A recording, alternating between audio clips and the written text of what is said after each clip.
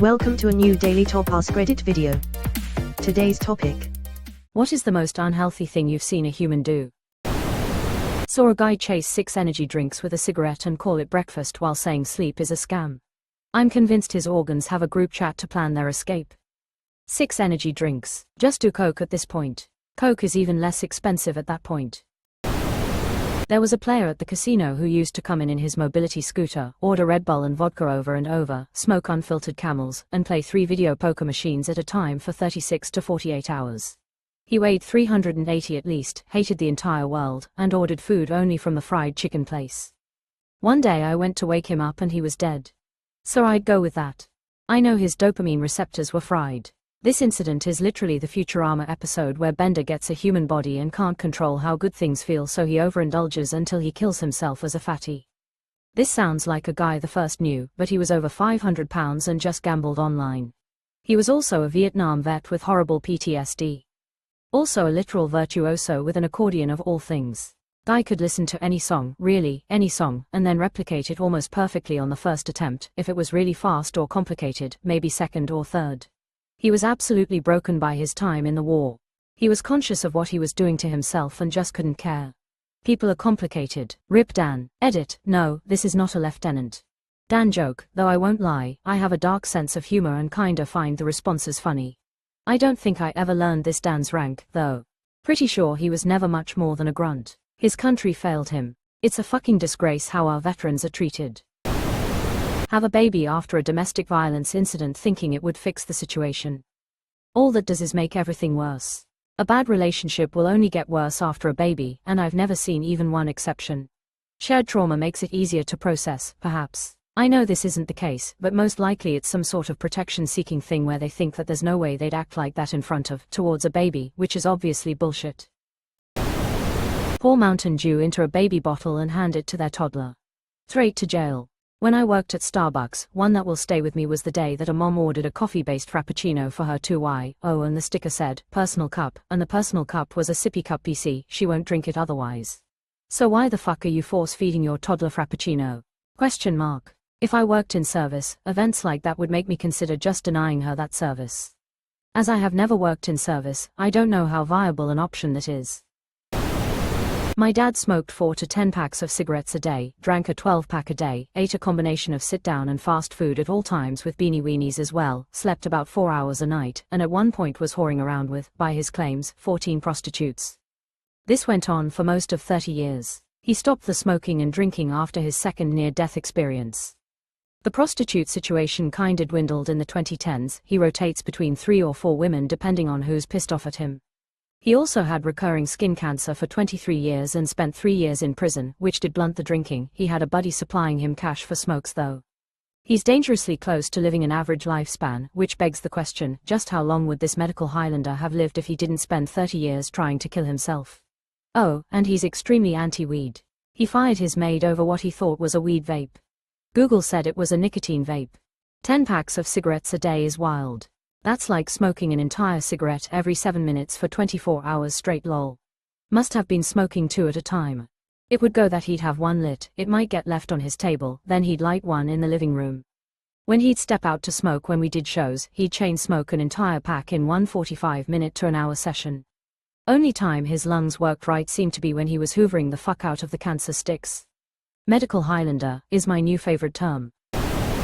I once watched someone with a food addiction shoving food into their mouth so fast they hadn't chewed what was already in there, and some fell out when they opened their mouth to take more bites.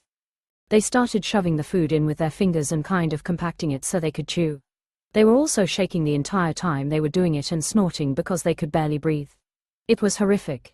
Yes, we've all been to Golden Corral. People are making jokes, but I've seen someone in that situation and it really is disturbing. I work retail in high school and we had to do an all-nighter for inventory. The manager had a bunch of KFC delivered for us. This one dude who worked there was a bigger guy but not freakishly big, but I later learned had a real food problem. He went to town on a bucket of fried chicken, shaking, sweat streaming down his temples, eyes on fire. It was like he'd gone feral or something. Yeah, it actually made me really sad to read that. Like shit, what did go so wrong in your life to cause that? My mom was a very severe opioid addict before she died February 22nd this year. She weighed in the low 60 pounds and did nothing but take pills and nod off for a solid year before she died from starving herself to death. There was one day I saw her having nodded off and leaned so far forward her face was buried in her bed while she was sitting on the edge of the bed. I woke her up, and as she sat up, a bunch of half-melted pain meds fall out of her mouth onto the bed and floor that had been in her mouth. That was completely dry due to dry mouth issues, and before I even had a chance to process what I was seeing, she immediately started picking up all the little crumbs and pieces of the pain meds off the bed and floor and started shoving them back in her mouth without having said a single word since she woke up. All she cared about was getting those pain meds back into her mouth so she could get high.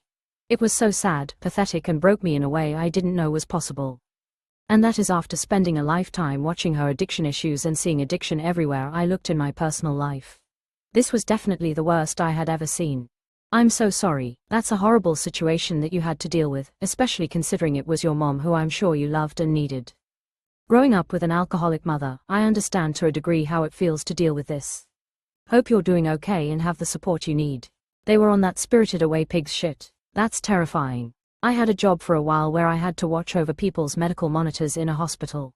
There was this one lady that called me in at 3 at night to turn on the light and get her pack of toffee, which she then ate almost entirely, whilst muttering to herself with a full mouth about how shush is a fat pig and should stop. It was not pleasant to watch, but then again not quite as hard as the 90-year-old woman trying to leave to be picked up by her mom every 30 minutes. Have a mate who worked in hospice. They had a lady so fat she literally died from not being able to breathe. Her fat suffocated her. Her last wish was to eat more food. They knew if she took the oxygen mask off she'd die, and told her that, and she just answered, food. Died eating fried chicken. What a life. I once saw a guy spraying spray paint in his mouth to get high.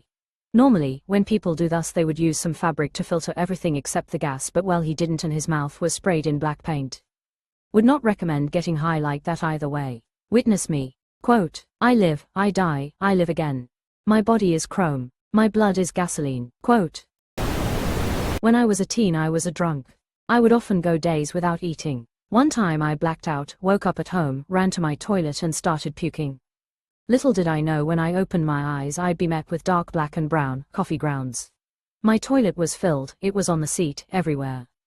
I had no recollection of my day. I continued to puke before cleaning up and going to bed. I continued to drink for 6 months after, continuing to puke coffee grounds occasionally.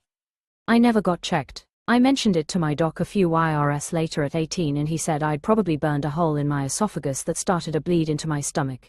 Since the symptoms had stopped after I quit drinking, he didn't investigate further. Edit, before PPL ask, where were your parents?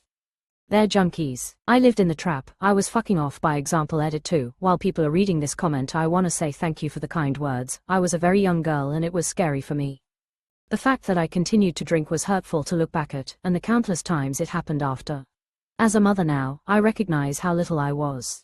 No child at that age, 12 to 17, should put themselves in the dangerous situations I found myself in. I appreciate everyone who's wishing me well. I wish every child who walks this earth alone the safety and luck I have had. I hope life is looking better for you these days. Slightly smiling face.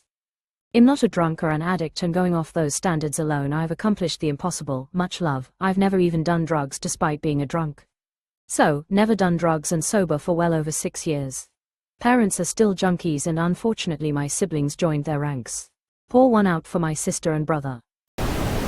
Turn off their oxygen tank so they could have a smoke.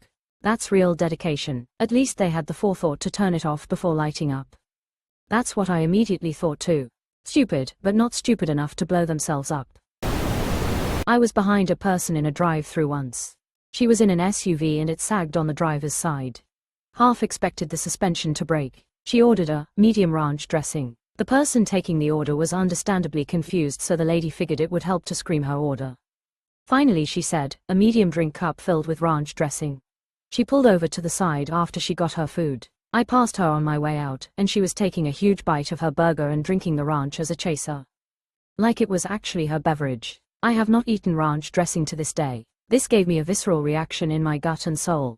Thanks, I hate it. I've told this story on here before, but here goes. I'm a retired paramedic, and one night years ago we got a call for a 20-something-year-old with cardiac symptoms. Based on the area we worked, this generally means cocaine, crack-induced chest pain. We arrive at a terrible little SRO building and are directed up to the 2nd floor. Our patient is crawling towards us, and upon seeing us yells, "Get me a priest." My bullshit meter is ringing at full volume, but all the other residents are coming out to see what's happening, so we carry him down to the ambulance to evaluate him. I ask his medical history and he says a 5+ syllable word that I hadn't heard since medic school. Shit, I clearly remember thinking. We put him on the monitor and he's in atrial fibrillation, not a good heart rhythm, not the worst, but weird for someone so young, at about 180 beats per minute, entirely too fucking fast. We get an IV, give a drug called amiodarone with a bunch of fluids, and dude perks back up pretty quickly. We ask him what he was doing when his symptoms started. This proved to be a mistake as it did incalculable psychic damage to my partner and I. He explains that he has been in and out of the hospital all week. The first time he went in was for the exact same thing. Upon discharge he asked the doctor how to prevent this from happening again. The doctor gives a basic answer of don't do drugs, limit caffeine, no nicotine, drink plenty of water, light exercise, good diet, etc. Dude gets home and can only remember that the doctor said to drink lots of water. He downs almost 3 gallons of water before his salt levels are relatively so low that he calls 911 again. Upon discharge number 2 he asks the same doctor how to avoid this happening again. The doctor, who I'm sure was dumbfounded, tells him something along the lines of, don't chug 3 gallons of water. Upon getting home, he remembers the doctor as having said not to drink water. 2 and change days later, we get the call because he has not had a drop of any fluid since his hospital discharge. We take him back to the same hospital for the 3rd time and the triage nurse immediately sprints up to us asking what brings him in this time. She was impressed, but not surprised to learn why. Poor guy needed to check his discharge papers for the instructions. Wow, that would require a degree of critical thinking that sadly seems beyond our hero's skill set. What was the 5-syllable word? It was some type of hypertrophic cardiomegaly that was mentioned once in paramedic school, and then forgotten entirely until I met him, then forgotten again immediately after tears of joy. Deleted. This guy can't figure out water is wet, and you think he could read material on electrolytes, or read at all. Not downing the illiterate, but I'm not sure helpful literature is the source or solution to this problem.